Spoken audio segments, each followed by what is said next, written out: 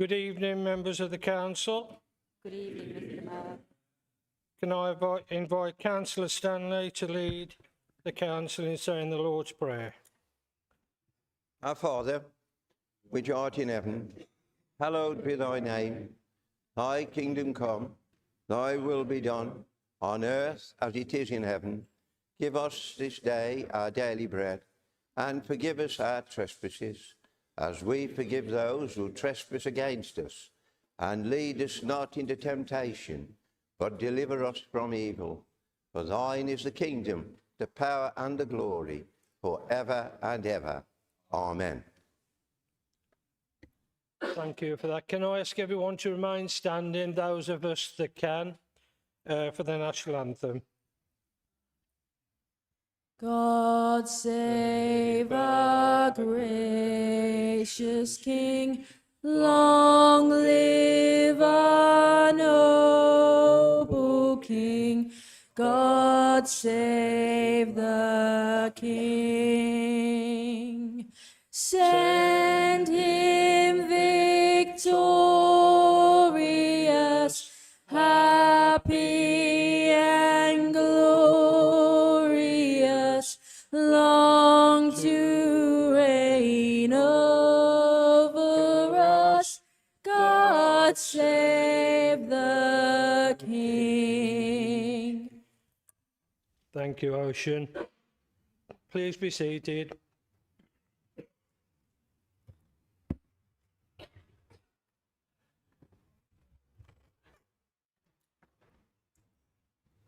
Right. Apologies for absence. I have Matt Cook, Kath Eccles, Dave Roberts, Ashley Smith and Parmjit Samota. Okay, thank you.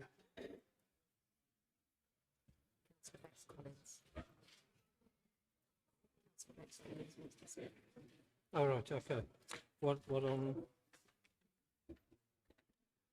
Councillor Collins, did you wish to speak? Okay, thank you. Any prior declarations of interest made under the Members' Code of Conduct being published online? I now invite members to declare any additional interests. Okay. Steve? Thank you, Mr. Mayor. I have a pecuniary interest in an alcoholic establishment within the Dudley Borough, so I will be removing myself when the notice of motion with reference to protecting local pubs goes ahead. So I will be removing myself from the chamber. Thank you. Okay, Steve, no problems. Well, obviously not in the borough. If successful and we were listened to, then obviously we would be in it. Thank you, Councillor Hawley. Right, on to the Mayor's Ball. And Councillor Kesey. oh, Councillor Kesey, yes, you have. Yeah, you do, don't you? Yeah. Feel free. Feel free. Okay, no problem. Thank you.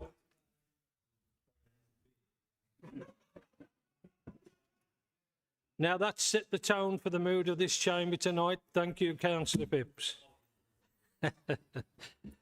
Right. The Mayor's Ball and Civic Awards will be held at the Copthorne Hotel on the 17th of April.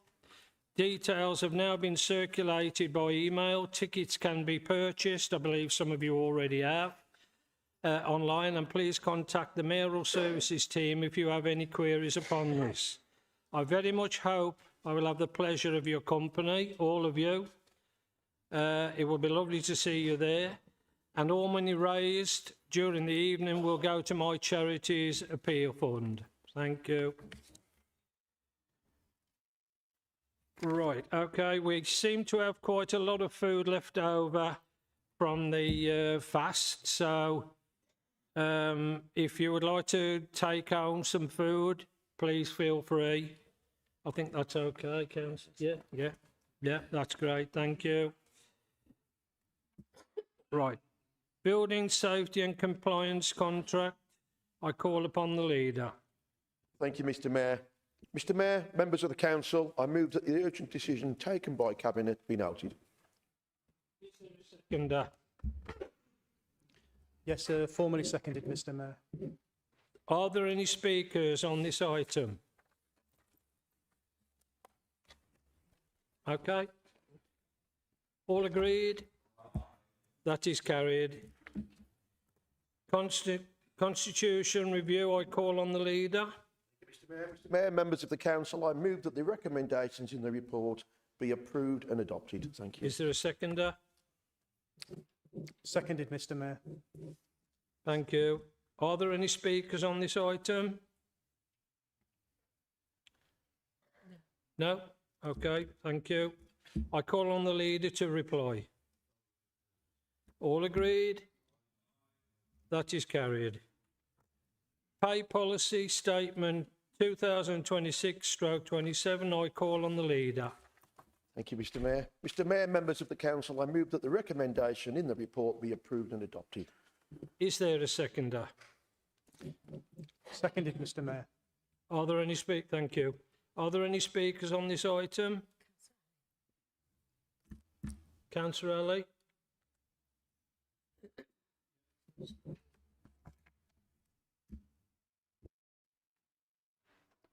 Yeah, thank you, Mr. Mayor. I want to raise a few points on the pay policy statement.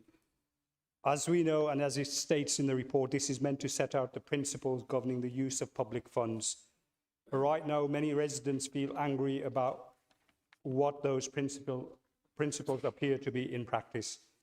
Over the past week, there has been significant coverage in the press and loads of comments on social media about the chief executive's salary of over £200,000 a year. That figure is higher than the Prime Minister's. These are not mild frustrations, but reflect genuine anger.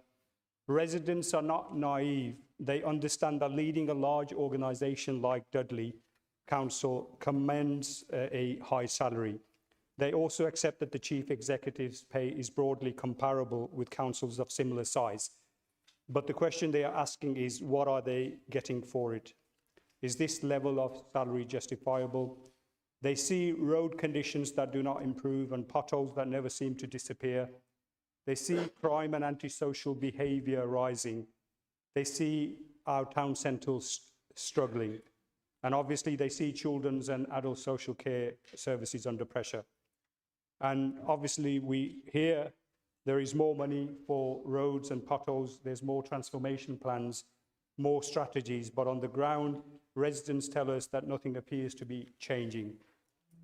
We know that it is the Conservative administration as the controlling group that sets the political direction and priorities. On too many fronts, residents feel these priorities are failing them at the moment. And obviously, as the chief executive, she is responsible for turning policy into performance, for ensuring services meet demand. And I believe, as we discussed with the chief executive, is that more procedural?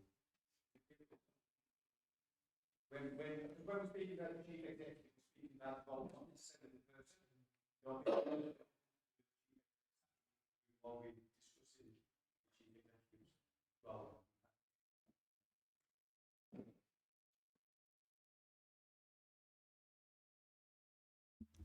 Just through you, Mayor, I think the point is noted. Primarily, it's a decision for the chief executive. There isn't a decision is made in terms of the overall approval of the pay policy statement. If necessary, the chief executive can leave the room while this particular point is being considered and thereafter return to the room.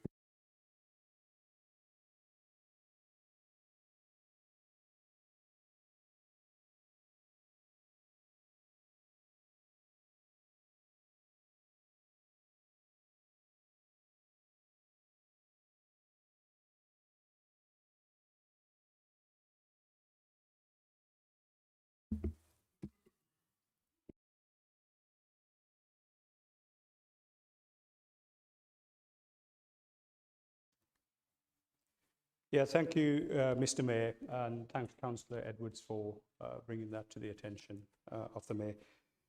Yeah, as I was saying, it is the Chief Executive's responsibility for turning policy into performance, for ensuring services meet demand, and for driving standards and outcomes across the Council. So residents are right to expect visible results. They expect improvements they can feel in their daily lives. The chief executive's salary, we know, is about 8.4 times higher than the lowest paid member of staff, who earn just over £24,000. That ratio has increased because of national change, because the Conservative administration haven't chosen to raise the lowest pay. The report, as we know, also identifies 35 chief officer paid posts, including a new tier of associate directors. These roles are paid at chief officer level, but are not defined as such under the Constitution, in my view, creating a two-tier system of pay and authority. We also note that apprentices are excluded from the lowest paid definition and are paid only the age-related minimum wage. Given the stark inequalities across our borough, we believe it is a missed opportunity to pay apprentices a living wage. Mr. Mayor, if we are paying at the very top of the scale, then Dudley must perform at the very top of the scale. Residents want to see real, visible improvements and a clear return on investment. Until people can see and feel that difference in their everyday lives, this anger about the level of salary will not go away. Thank you, Mr. Mayor.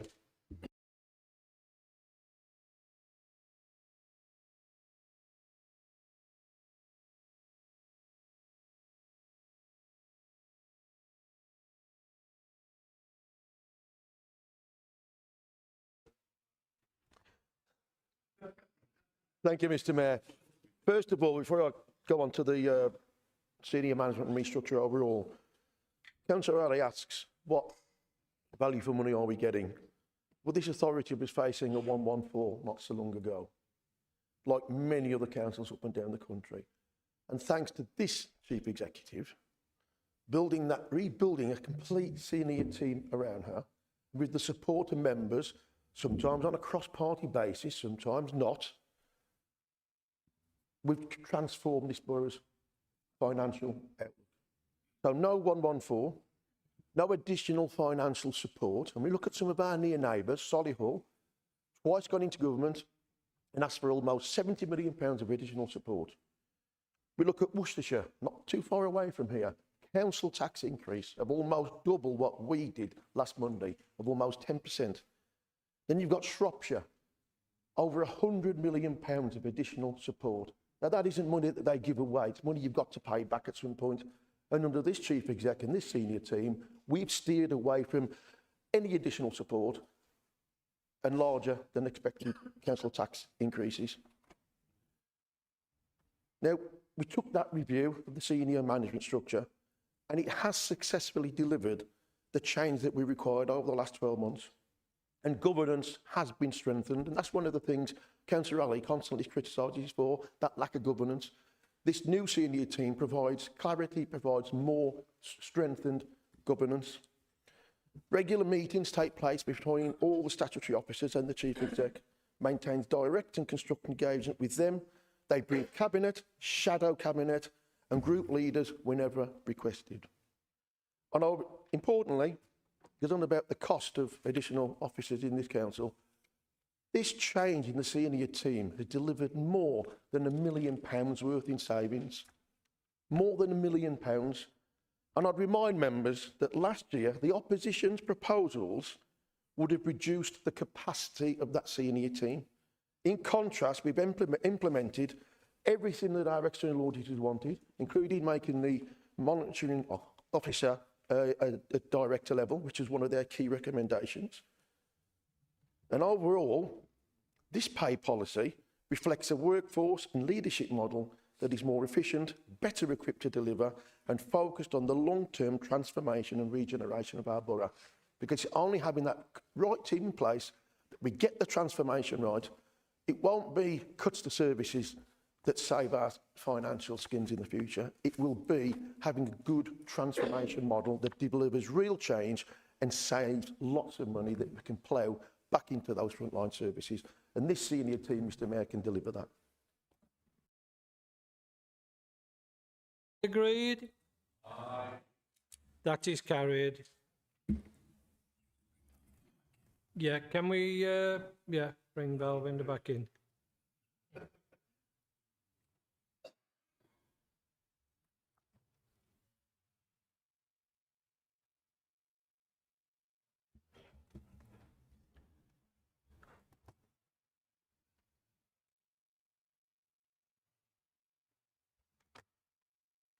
Well, I'm going to start this off and I'm going to give it a round of applause. Well done.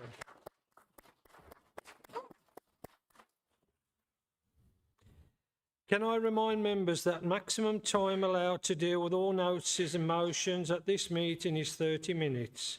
If any notices of motion are not dealt with within this period, they will be referred to the next ordinary meeting of the council. Oh, okay. Councillor Ellie, you wanted to speak? Holly, sorry. Not a bad difference. Yeah, just a quick point of order to make, Mr Mayor. I'm going to leave the room with Councillor Clark and Councillor Copley. But my group have a free vote on both notices of motions and they're free to vote either way they want, and that includes on all the amendments as well. Thank you. Okay, thank you, Councillor Holly.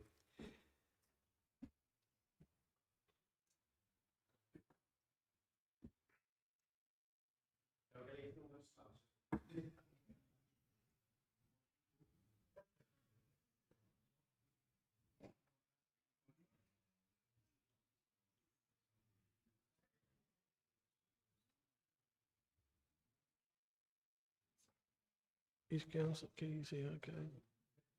Yes, I think you can stay. Stick around. Okay. Okay. At the council meeting on the 1st of December 2025, the motion as set out in the agenda was moved by Councillor Steve Edwards and seconded by Councillor Carl Denning. An amendment was moved forward by Councillor Adam Aston and seconded by Councillor Kieran Casey. The text of the amendment is also set out on the agenda. The debate is now on the amendment moved by Councillor Adam Aston. I now call for the members to indicate if they wish to speak on the amendment moved by Councillor Adam Aston.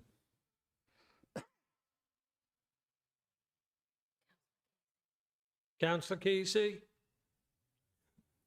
Thank you, Mr Mayor. I've got to say this amendment is a bit of a masterclass in warm words and zero reality. Nobody in this chamber needs a lecture on the cultural importance of pubs. We all know what they are. They are the heart of the Black Country. They're where people celebrate, commiserate, organise charity events, hold wakes, football presentations and birthday parties. But here's the problem. You can't save a pub with a press release. Labour talks about community ownership and cultural importance, fine, but it doesn't matter whether a pub is owned by a brewery, an individual or the community. If it's too expensive to run, it will close, full stop. And let's be real, nationally, what has Labour actually done for hospitality? They promised a shake-up of business rates. Well, they certainly shook us up and then handed us a tax rise.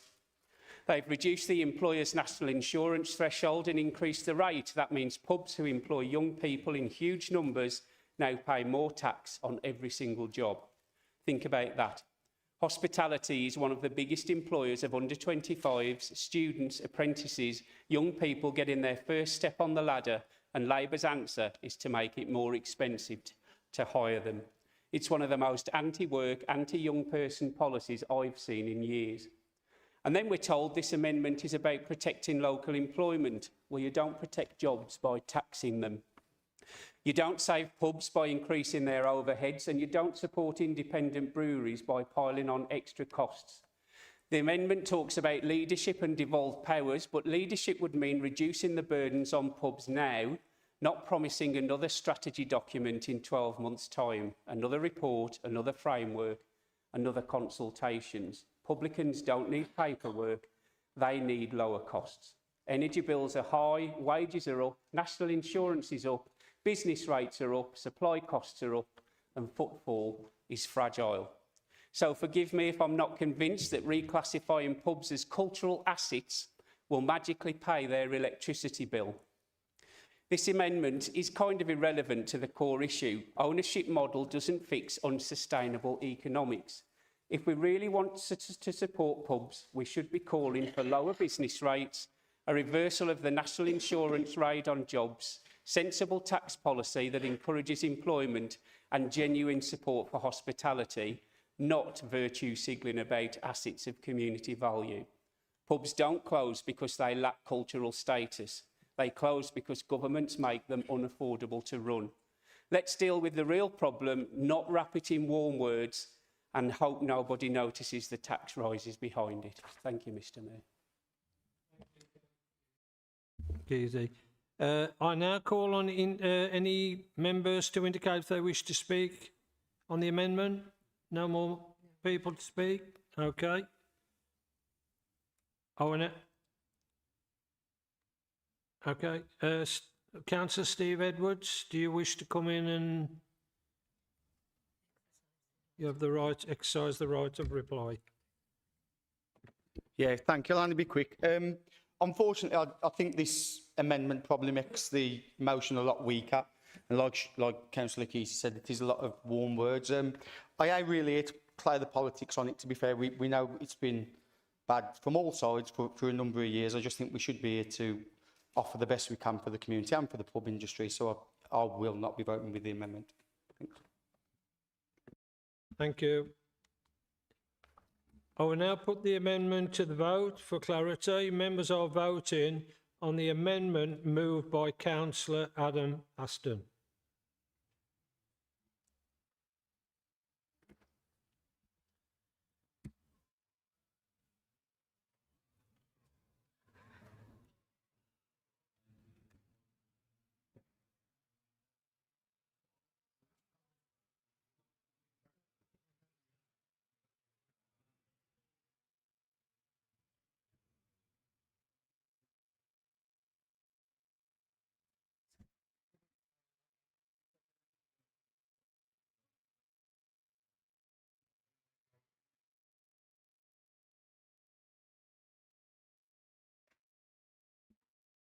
If any councillors are struggling to vote, Steve Griffiths is just coming round.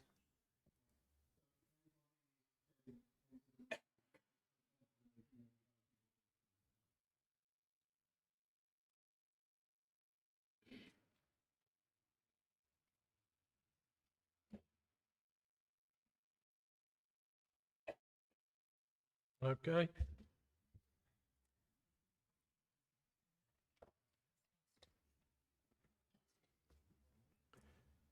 Okay, that's lost.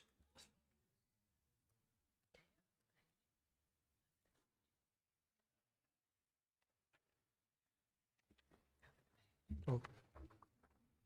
I now call on Councillor Ian Sandal, who I understand wishes to move a further amendment.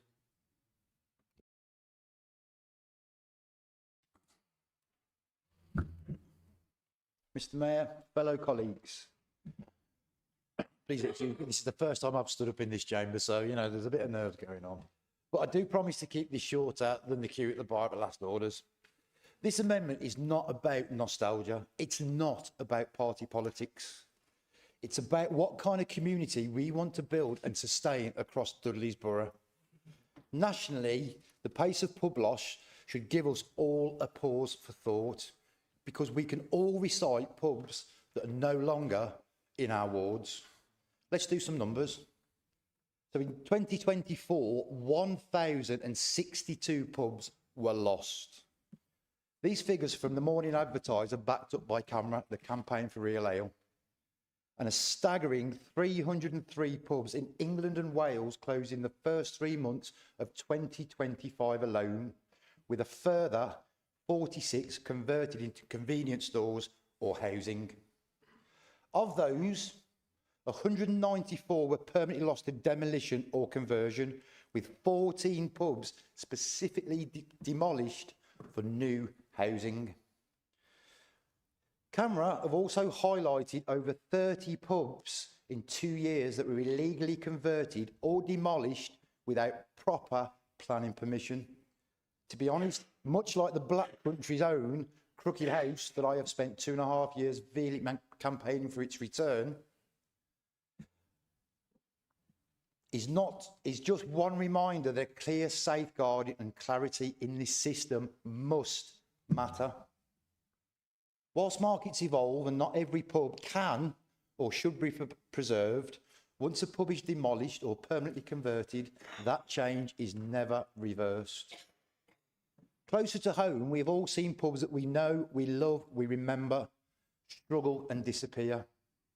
The Blue Brick, Briley Hill, the Mill in Upper Gornal, the Chain Yard in Coseley, where it closed despite having significant local feeling and support to keep it as a pub. These are not simply commercial properties. They are places to unwind after work. Birthday parties, funeral wakes are held. Grassroots teams are sponsored. It's where charities raise funds. Pubs are spaces that quietly support social connection and reduce isolation. This amendment is not anti-development. Every group represented in this chamber recognises the importance of regeneration, housing delivery and economic growth. And I know the leader has rightly placed regeneration at the heart of this council's agenda. But good regeneration is about balance. At present, certain changes affecting pubs can proceed under permitted development rights, meaning proposals may not always receive the level of local planning scrutiny that our residents expect. This amendment asks us to be bold and take a constructive step to preserve our communities, to lobby the government to scrap the permitted development rights for pubs, ensuring that any proposal to demolish or convert a public house is subject to a full planning consideration. It also asks that we review how Dudley identifies and protects pubs of heritage or community value within its own planning policies. This is not about preventing change. It's about when a pub is lost, it's through a democratic process, not through automatic right or might of corporations. It's about ensuring that when changes do happen, it happens transparently, democratically, and with proper regard for community impact. Because when a valued pub is lost, the impact is far felt beyond the building itself. The loss of a shared community space and social connections. Pubs are the living rooms of our communities, and once them lights go out, they don't flicker back on. We have an opportunity together to send a calm and united message that community assets deserve proper scrutiny before they are gone for good. So I call for the scrapping of permitted development rights as they apply to pubs where the permitted development would end the use of a building as a public house. I hope all members across the House will support the amendment.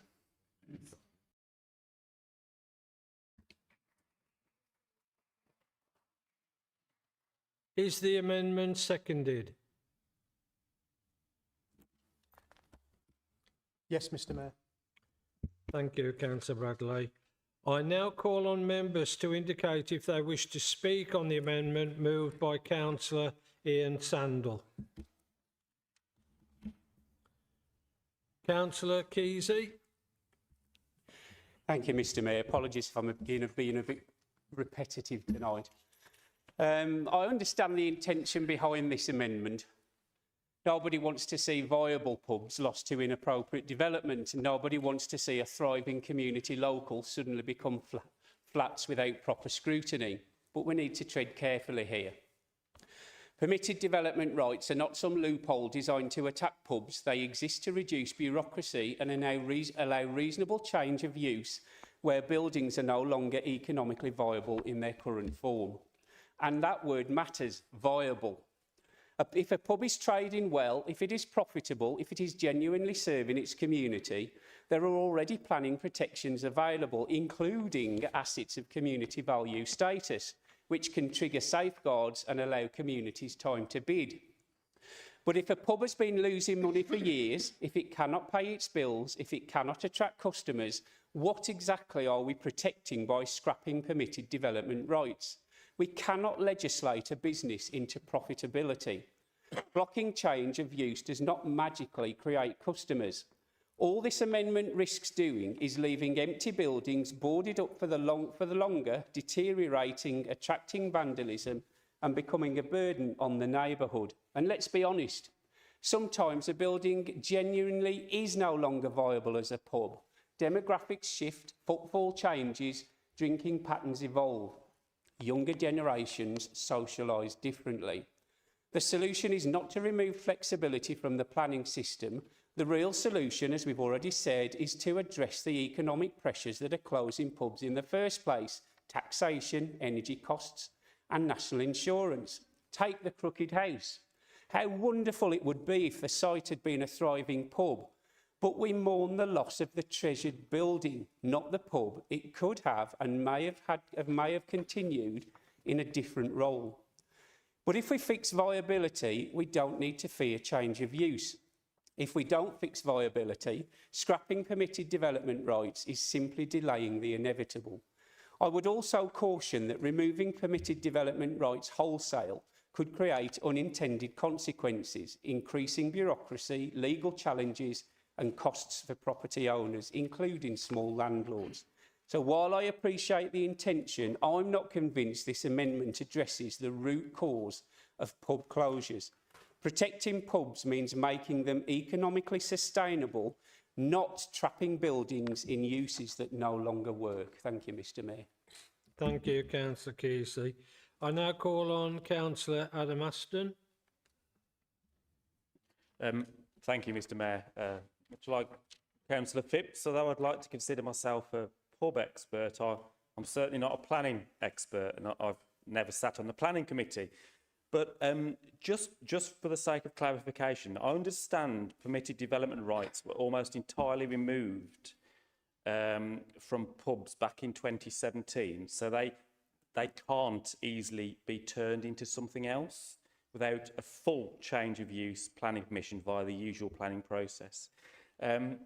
As I understand it, the only permitted development rights which are currently in force relate to those allowing a pub to be turned into a gastropub, so to do food, and those relating to movable structures like marquees for special events. I, however, stand to be corrected. We will, of course, support this amendment, as long as the wording is legally relevant. So we're in support of the amendment. I'm just not 100% sure it's required. Thank you, Mr. Mayor. Thank you, Councillor Aston. I now call on Councillor Pete Lowe. Thank you very much, Mr. Mayor. I mean, moving on from Adam, I certainly consider myself as a bit of an expert of the local hostelry and our local pubs and clubs. And really following on from what Councillor Kesey and what Councillor Adam Aston outlined. I mean, firstly, I would say for a contribution, first-time speaker, Councillor Sandal, I thought spoke extremely eloquently and extremely well, and actually has converted the Black Country Party, who initially weren't going to be supporting this amendment on the very similar to what Councillor Aston outlined. Really, what did it add to the amendment? But the discussion around democratic control, about doing all that we can do to ensure that the pubs are maintained, has certainly converted myself to support that amendment. So thank you for the force of the argument, and it's good to see how democracy can work so effectively in a council chamber. I think as Councillor Aston outlined, what we have seen, in fact, the Deputy Leader of the Conservative group has very successfully managed to move a old shop unit into a micro pub in the Crafty Jar down in Stowbridge, which has replaced other traditional pubs there that have converted either into takeaways or restaurants as a result of that. So that mixed economy can work. But Mr. Mayor, we will be more than happy to support the amendment as outlined by Councillor Sandal. Thank you. Thank you, Councillor Lowe. Councillor Simon Phipps. Thank you, Mr. Mayor, and I'd also like to congratulate Councillor Sandal on his first contribution to the Chamber. In terms of just responding to part of the debate tonight, first of all, I wanted to highlight that there is likely going to be coming down the line a significant change in the planning legislation as it applies in this country, particularly when it comes to the difference between smaller and larger scale developments. Now, the government has proposed taking away the rights of elected members to make decisions on smaller scale developments. That would mean that those decisions are likely to be taken away from the public eye behind closed doors, denying that local democracy that Councillor Sandal spoke about, because any of these sorts of developments, when it applies to pubs, would likely be classed, in my opinion, as the small-scale development that all of a sudden elected members don't have the right to have any determination over any further. I think we've previously voted in this chamber in favour of a motion which condemns those changes. And I think that Councillor Sandal's, excuse me, Councillor Sandal's motion helps to reiterate that whatever legislation is in place when it comes to the planning laws relating to pubs, this council, hopefully, if it adopts the amendment, is totally against the easy conversion of pubs into other uses without there being some level of scrutiny through the local democratic process. When it comes to the contribution by Councillor Kesey, it's a perfectly valid economic argument, although in reality there have been many pubs that were fairly successful. I wouldn't say that they're probably generating as much as some pubs do that are most well used, but they have been relatively well used pubs, and they were bought en masse by a chain of investors with a deal with the cooperative supermarket, and they proceeded to close down and forcibly convert hundreds of pubs across the country. Many of them were still viable, and some that were thankfully defeated after very long campaigns against that are still running successfully today.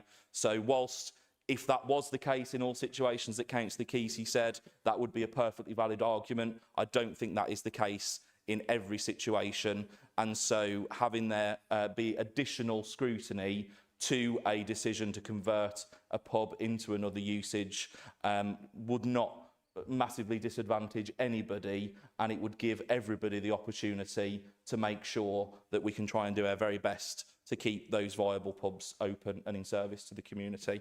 So I hope that helps frame a bit more of the debate, and I'll be happily supporting the amendment. Thank you, Mr. Mayor. Thank you, Councillor Phipps. I now call on Councillor Asif Ahmed. Just a quick contribution, unlike everybody else who's spoken, so I don't drink at all, but I understand the value of pubs in our society. From a young age, I've played Sunday League football at a young age, and also I've started again now at an older age. So every Sunday where I can, I do understand how it keeps the communities together. So I thought it might be worth a contribution for somebody who doesn't drink, yet I understand the emotions. This is one of the rare occasions I actually agree with the vast majority of what Councillor Kesey said. I think, in essence, the intentions are very good, and I will be supporting the amendment, but I think it simplifies it a little bit too much. There are loads of factors here, and I won't repeat what Councillor Kesey said, but he's bang on with all of those issues that do need to be addressed. The other point I will make is if it is something that comes forward and, let's say, permitted development is that the rules are taken away, then I would like to see that proper training is given in the planning committee, because I've got some questions already about some of the aspects where locally we're making decisions, but I don't feel as though the correct knowledge or the training is there on the committee for us to be able to make proper decisions in line with planning legislation. So I just wanted to make that point as well. Thank you. Thank you, Councillor Ahmed. There are no other speakers on the amendment. Before I put the amendment to a vote, I call on Councillor Steve Edwards to exercise his right of reply. Yeah, I'll only be quick. Talking about, politics now, people can work together. Actually, Councillor Kesey and Councillor Sandal helped with the original motion as it was. I think it's been a year since we submitted it, so things have changed and people have been able to come together on different things. I actually was going to vote against the amendment because I didn't think it was necessarily needed, but you've sold it extremely well, and I don't think it weakens the motion. So yeah, I'll be supporting it as well. Thank you, Councillor. I will now put the amendment to the vote. For clarity, members are voting on the amendment moved by Councillor Ian Sandel.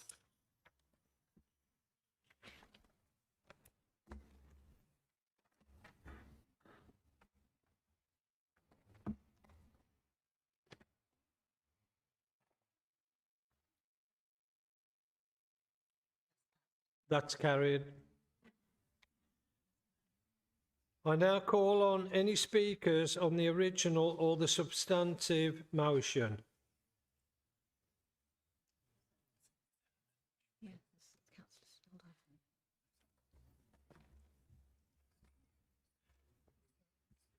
No, Mr. Wall. Yeah.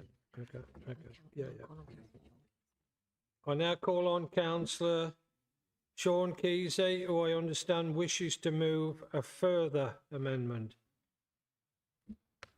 Thank you, Mr Mayor. Just doing my Councillor Phipps impression here tonight with 2 hours' notice. Joke. Thank you, Mr Mayor. I want to begin by thanking Councillor Edwards for bringing this motion forward. It's clear that it comes from a genuine place. Pubs are part of the Black Country's DNA, and I've already listed the things that happen there. They're not just licensed premises, they're part of civic life.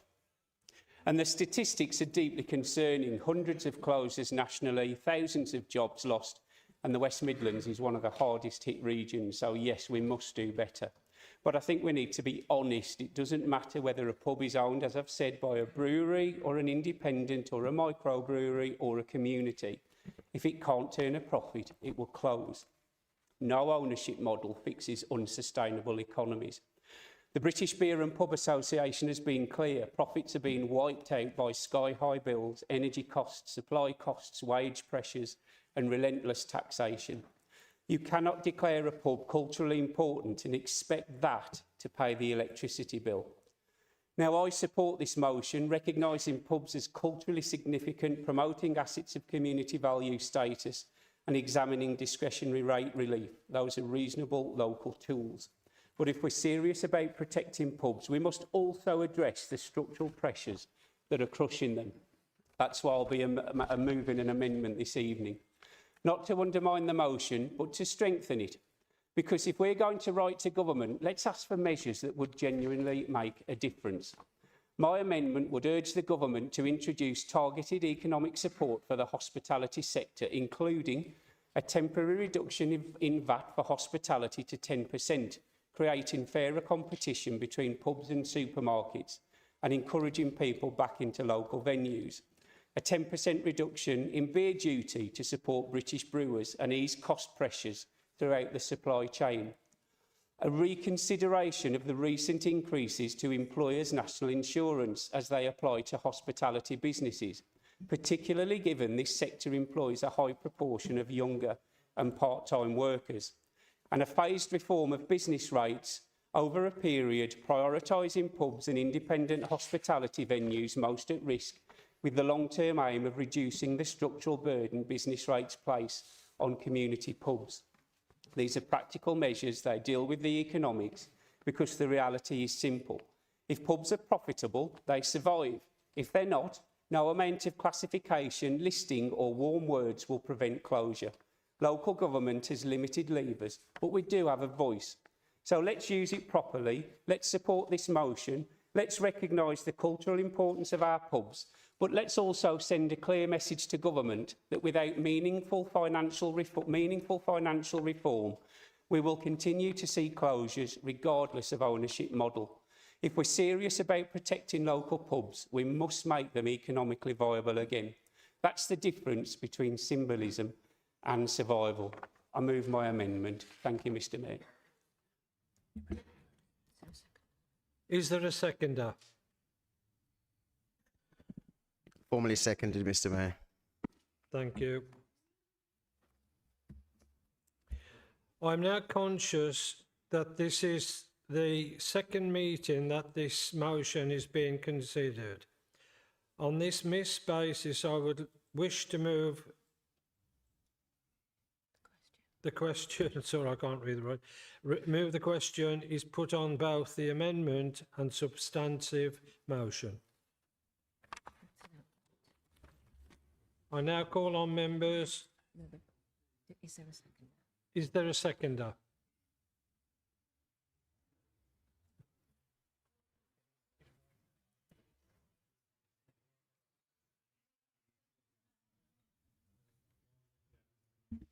Just through you, Mayor, just to provide some clarity to members, the Mayor is conscious of the fact that this is now the second meeting that this motion is being considered.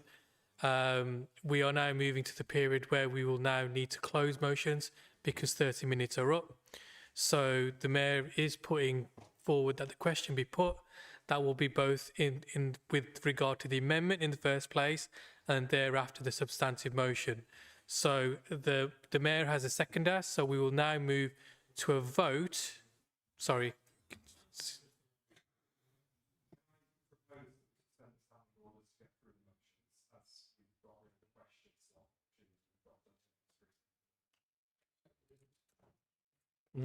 Yeah, okay, thank you.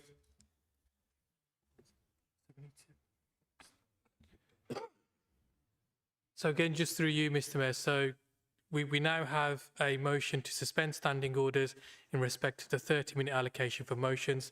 So we will now vote on suspending that particular standing order and then thereafter move back into the debate in respect of the amendment that Councillor Kesey has put forward. So if we move to vote for the suspension of standing orders in respect of the 30-minute allocation for consideration of motions. Do we need a seconder for the vote?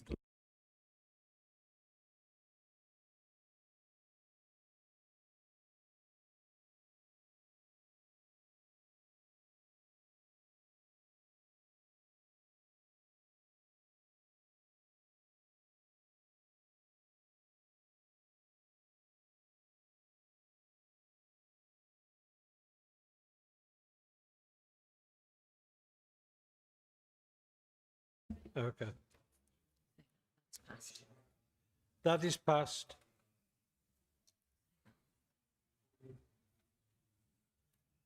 I now call on members to indicate if they wish to speak on the amendment moved by Councillor Sean Kesey.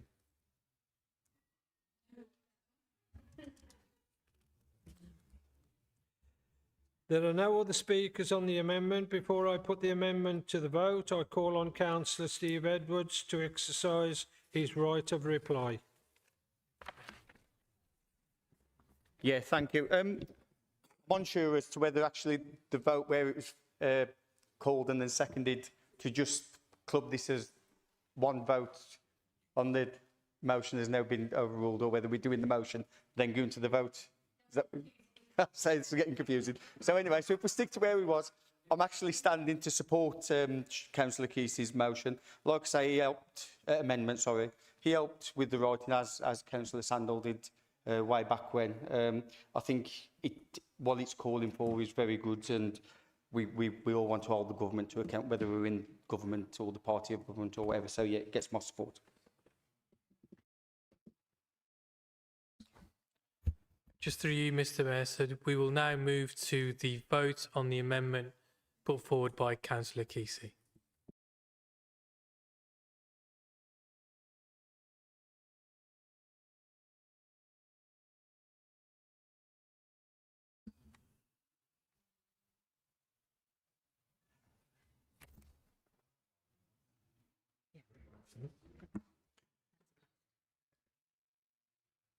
That is carried. I now call on any speakers on the original or the substantive motion.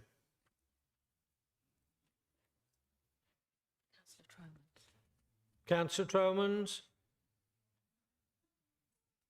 I'm not sure entirely where we are yet, but I planned a speech, so I'll give one anyway. Thank you, Mr. Mayor. And can I also thank you for agreeing to start the firing pistol at the Swamppool Community Fund Run next month. Rise to speak in favour of the motion and the amendments which we've passed this evening, and I do so from a position of some experience, having visited most of our borough's finest hostelries. Whilst encouraging responsible drinking, we should be working closely with our Canberra branches to promote the many great pubs, bars and breweries that call our borough home, not least the Hop Vault, Royal Exchange, Red House, Duke William, Plough and Harrow, Waggon and Horses, the Unicorn, the Plough, Kingsbridge, the Garibaldi, the Shrubbery Cottage, the Crafty Jar, Queen's Head, Longlands Tavern, the Gate Hangswell, Britannia Inn and Foresters Arms, all of which sit within Wollaston and Stourbridge Town Ward. I challenge any other elected member to come up with a better list of pubs. Good. Well, I should look forward to hearing it. Thank you, Councillor Phipps. Go on then, twist my arm. However, sadly, the cup of the hospitality sector doth not run over. According to the British Beer and Pub Association, the average pint of beer in the UK is £5.17, and in London, you're required to remortgage your home before visiting the bar. The most recent budget included a hike in alcohol duty, and the Chancellor ignored Cameron's cry to exempt draft beer and cider from this increase, meaning that our pubs will have to compete with supermarkets who can flog cans of Foster's for as little as £1.50. So I'll put this simply: you call beat a proper Black Country boozer. Let's get behind our pubs, let's back this motion, because this government won't. Thank you. Councillor Sean Keesey. Thank you, Mr Mayor. Very quickly, I hope everyone supports this motion. And just a word from me, and hopefully on behalf of everyone here in here, that I, and I'm sure everyone, salutes landlords, people that own and run hospitality establishment, because it's bloody hard work at the moment, and you're doing a fantastic job. Thank you, Mr Mayor. Thank you, Councillor Keesey. I call on Councillor... Oh, sorry. Councillor Ryan Priest. Thank you, Mr Mayor, and I think we'll all be... it sounds like we're all going to be supporting the motion tonight, so I will try and keep it short. This is a motion that's quite personal for me, so while I am a Cradley by birth, I spent a few years of my early teens living in the Bunch of Bluebells pub on Dudley Wood, where my dad was the landlord, and later the Yew Tree in Neverton, where again with my dad, who was the landlord. Now, considering both of those pubs are now houses, I think my dad concluded that he's better working on the other side of the bar. But what it showed me is actually how difficult it is to run pubs, and we're talking 10, 15 years ago when I was there, and it's only got worse, whether that's because of the pandemic and now a government that simply won't support them. The hours are long, there's things constantly breaking, there's deliveries that are constantly missing, there's something that needs fixing or paying for. And for myself as a 12-year-old watching my dad, who had to go and get another job just so that he could pay for the staff in the pub that he was running, because it was an unhelpful brewery that refused to support him and the community. But what it also taught me was what pubs actually are, because they're far more than just businesses. They're far more than just places for people to drink. They really are centre points of the community. And as I think as Councillor Kesey said, that can be for events, that can be for the quiz nights and for the birthday parties and for the wakes. It can be places where people celebrate. For a lot of people, particularly older men, it's a place to just not be alone. And I remember fondly the patterns that the regulars fell into when I lived in a Bunch of Bluebell. You'd look across the road and you'd see Rowley, his name was, he lived in the flats opposite, and he'd walk across the road at the exact same time every day, and you'd have the exact same pint lined up for him ready. And really that's what pubs are. They become a lifeline for people. So supporting this motion, or the amendments that have gone with it, is about supporting those efforts too, not just keeping the businesses profitable, but keeping centres of the community alive. And at a time, if we look back to 2024, we had 289 pubs closed in a single year. That, in any given week, 6 pubs were closing, with the West Midlands being one of the hardest hit. These are pubs that can't stomach the rise in energy bills. They can't stomach the rising costs. And yes, we've seen a half-hearted business rates U-turn from the government, but actually confidence in the trade is at an all-time low. There's no reason to get involved in the trade anymore. So my prediction is that steady decline will continue, on top of that, facing the national insurance rise as well. Landlords are facing a really, really difficult choice at the moment. It's putting prices up, or cutting staff hours, or reducing opening times, or what this motion addresses, closing. And those costs are going to be put onto residents, whether or not it's the price of the pint going up or their vital community asset disappearing. And one of the burdens of the cost of living crisis, when we talk about the worst impacts of it, which of course is people struggling to pay their rent, people struggling to pay their energy bills. What we don't talk about is how Britain is losing the ability to afford just small joys of using these community centres. And so if pubs can't afford to run if publicans can't afford to run the pubs and residents can't afford to go, again, that is a crisis that is going to just worsen and worsen. So absolutely, the Liberal Democrat group will be supporting this motion, and particularly happy with the work around transferring things into community assets and really recognising the community value of pubs. I think there is a distinction to make. I think it's a distinction that hasn't necessarily been made too strongly in the Chamber or indeed by national government, is that there is additional support needed specifically for independent pubs and local landlords and micro pubs and local breweries. The Black Country is home to brilliant local breweries that we should be supporting. There was hesitation within this group whether or not we're going to be giving a big handout to Wetherspoons, which I don't think is the spirit of the motion, so we will be supporting it.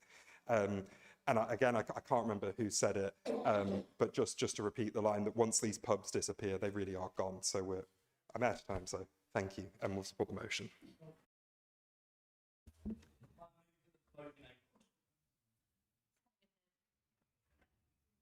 We have to vote. The vote to be put. Okay. You have to ask them to vote. The vote to be put. Right.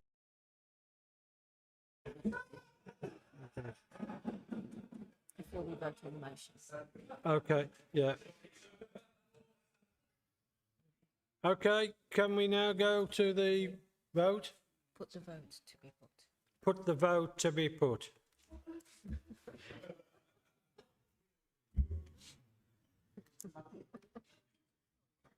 Sorry, Mr. Mayor.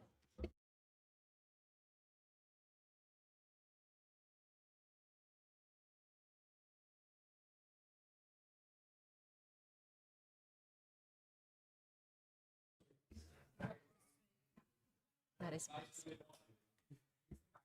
And this was going to be an easy night tonight.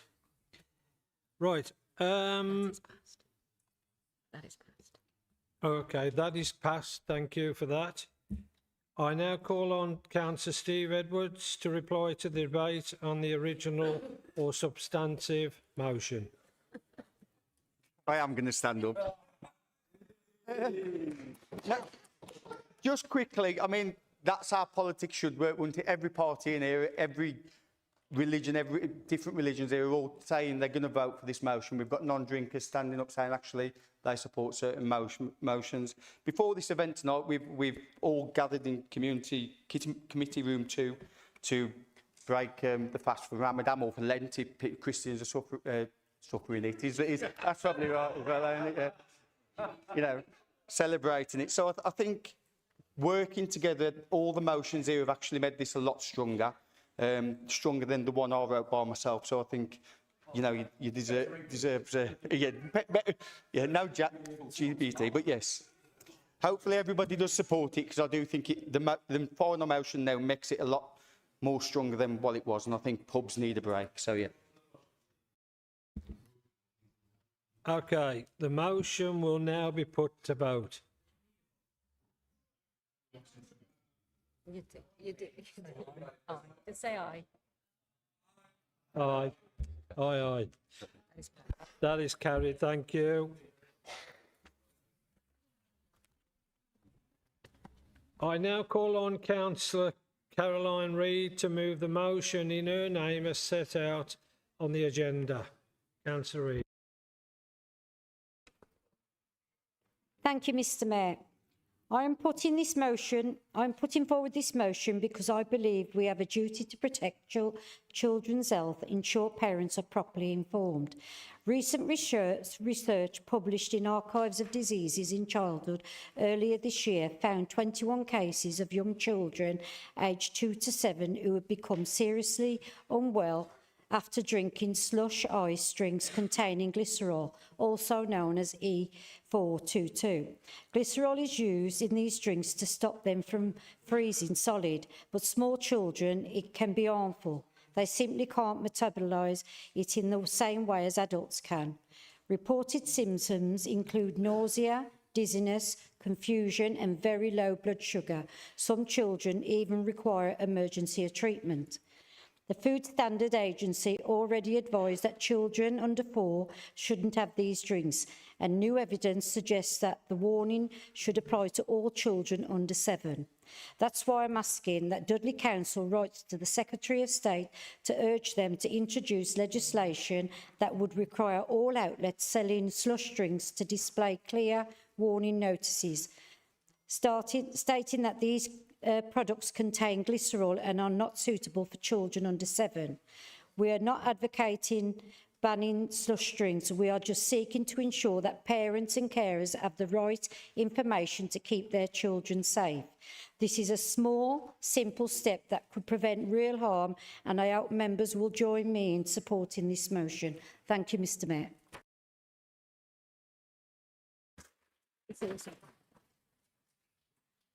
Thank you, Councillor Reid. Is there a seconder? Formally seconded, Mr. Mayor, and I'd like to speak to the motion as well, please. Okay, thank you, Councillor. Carry on. Thank you. So I support the motion from Councillor Reid calling on lobbying of the Food Standards Agency, lobbying of the government for clearer legislation and working with our public health team for clearer labelling and signage on slush drinks across the borough. It is an age-recommended product and it does carry general proven health warnings. I'm a grandparent of a 2-year-old and a 6-year-old, and the bright colours and the child marketing features are a huge attraction. But I want to be able to make an informed choice about what I buy for them. And it isn't about a nanny state dictating. This motion just seeks to promote clear advice to give parents and carers information in their decision making. There have been a number of children hospitalised from glycerol intoxication syndrome. Children as young as 2 have consumed slush drinks and their bodies cannot metabolise the glycerol. The Food Standards Agency recommendations are now no child under the age of 4 should consume a slush drink and caution exercised for those under 10. But making adults aware of the symptoms of adverse reactions, which as Councillor Reid has outlined, includes severe low blood pressure, reduced consciousness and in some cases seizures. So I do hope that this council can support a proactive motion, clearer labelling and accessible information, and none of this should really be controversial for our children's health. Thank you, Mr. Mayor. Thank you, Councillor. Councillor Aston. Thank you, Mr. Mayor. Keeping our residents safe and healthy is probably the most important role of a local authority. So I'm pleased to support Councillor Reid's measured and proportionate motion, which I might add is the perfect example of what notices of motion should be used for. Not making overtly political points, but making an actual positive change to something the council physically does. As has already been mentioned, brightly coloured artificially flavoured frozen drinks are not harmless. They're in most cases a concentrated delivery system for sugar and increasingly for high levels of glycerol used to maintain their texture. So we know that excessive sugar is directly linked to childhood obesity, tooth decay and type 2 diabetes. 3 issues which our colleagues in public health are battling every day to address right here in our borough. The Office for Health Improvement and Disparities, which used to be Public Health England, has been clear about the need to reduce children's sugar intake as the NHS spends millions treating preventable dental decay. Believe it or not, Mr Mayor, it is the leading cause of hospital admission amongst young children. In addition to the sugar, we should perhaps be even more concerned about the dangers of glycerol intoxication in young children linked to large servings of slush ice drinks. The Food Standards Agency has been very clear in its guidance that children under 7, I know the report says 4, but I understand the new guidance is 7 years old, should not drink slush ice drinks, and kids 7 to 10 should have no more than 350 millilitres a day. Parents deserve clarity, and this motion is all about providing that clarity. Until national regulation of this stuff catches up, local leadership really matters. So, Mr Mayor, we're really not being the fun police, and we're absolutely not calling for an immediate ban. These are modest and proportionate measures designed to keep Dudley kids safe. I'm very happy to support it, Mr Mayor. Thank you. Thank you, Councillor Aston. Councillor Andrew Tromans. Thank you very much, Mr Mayor. First of all, I'd like to congratulate Councillor Reid on moving what I believe is her first motion. Well done. Just to confirm that our group actually has a free vote tonight. We had a healthy debate, like all good Liberals should. Some of us favour a more classical Liberal approach, others more interventionist. I personally will be supporting this motion, not least because I was advised by Councillor Dedding before the meeting that glycerol is actually used to clean lines in pubs amongst other uses. So just question whether we should be feeding our children this stuff. But the one thing that did unite our group was a slight query as to why you aren't asking the borough's Labour MPs to pick up this issue. But that's just a thought that we had, and I thank you very much, and I will be supporting the motion. Thank you, Councillor Priest. Councillor Priest. Thank you, Councillor Calvin. Thank you, Mr Mayor. And I guess I'm the classic Liberal that Councillor Tromans has referred to. I really struggled with this because obviously everybody wants children to be safe, and obviously everyone can appreciate this isn't going to be the pro-glycerol or pro-slushy speech. What I think fundamentally, though, I think this is about what is the responsibility of the state, what is the responsibility of local authority, and what is the responsibility of parents. And for me, it feels like this strays into what is the parents' responsibility rather than the responsibility of local government or the state. And I think the thing that made me fall firmly on that decision is what the impacts of this work would be like when we see environmental health and trading standard teams already with a huge workload, with limited time and resources. And if they have capacity for this, I would rather see them their time spent tackling things that are causing far greater harm in Dudley. Things like alcohol being sold to underage customers, food hygiene breaches, illegal vapes being sold to children. Now, I don't think if we were to list all of the risks that are posed to us as adults or to children, it would be endless. It would never end. And where does this stop? As you can see, I haven't really thought about how I'm going to end this bit, but fundamentally, I think this is a decision for parents to make. I'm not overly convinced that slapping a saline on a slush machine is going to change anything at all. And actually, if this is going to be a responsibility of the state to intervene, that should look like banning specific ingredients at a national level rather than local interventions like this, which are largely advisory. Thank you. Thank you, Councillor Priest. Councillor Asif Ahmed. Thank you. I didn't think I'd have to speak on this actually, but any bit of time or money spent on looking after children is never wasted. So I don't agree at all with the comments just made. And in terms, I'm a parent myself. I like to think I'm a decent dad, but I don't know everything out there. Sometimes I need the pros to give me some advice, and that's what we're doing. We're asking the people higher above with greater knowledge than us to look into it and guide parents by way of this these instructions or labelling to help parents become better parents and protect their children. Thank you. Thank you, Councillor Hamid. Councillor Sean Keesey. Thank you, Mr Mayor. Very quickly, we serve slushies in the clubs every summer, and I tell you what, I never even knew, what's it called? Glycerol was in it, and I can see no harm whatsoever in making people aware of that. So yes, we'll be supporting. Thank you very much. Thank you, Councillor Keesey. I now call on Councillor Caroline Reid to exercise her right to reply to the debate.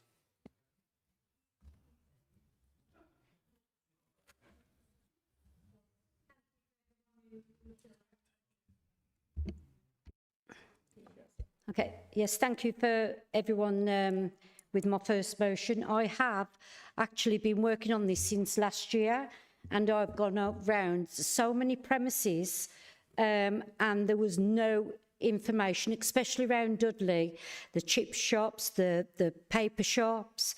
I went down Merry Hill where the new arcade is, there's nothing. And like everyone said, not everybody, when they've got little children, 3 or 4 with them, and they want to keep them quiet, what do? They buy them the quickest thing and the easiest thing that they can get, and it's the brightest thing that's in front of the child. I've done it myself. I've been a victim of it myself. And this is why I didn't realise how serious it was with children under the age of 7 and under. All I want is signage and information, no bans, just make people and parents aware what it can do. Thank you. Thank you, Councillor Reid. The motion will now be put to the vote.